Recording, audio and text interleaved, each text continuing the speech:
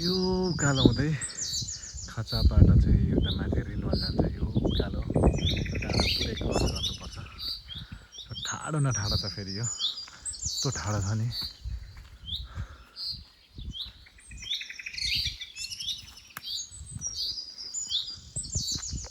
यस्तो ठाडो छ यो उकालो।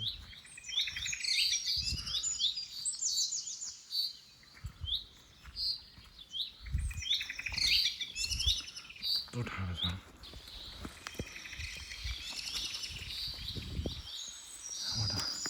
भ्यू पनि दामी देखिँदो रहेछ।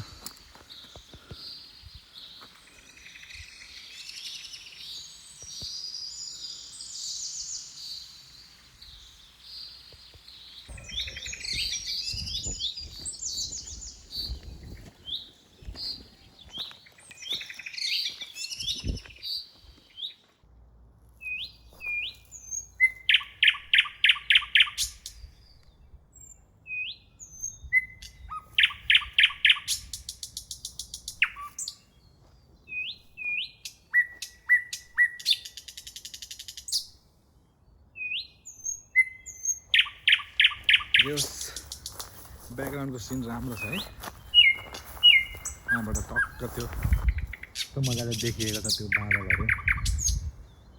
यस पहाडको रमाइलो यही हो। पहाडमा बस्न दुःख चाहिँ छ। अब यहाँ कस्तो भने जस्तो खाना पाइँदैन, भने जस्तो फेसिलिटीहरू छैन। तर एक हिसाबले अब यस्तो हेर्दा चाहिँ पहाड आनन्द आउँछ क्या। यस्तो आनन्द आउँछ।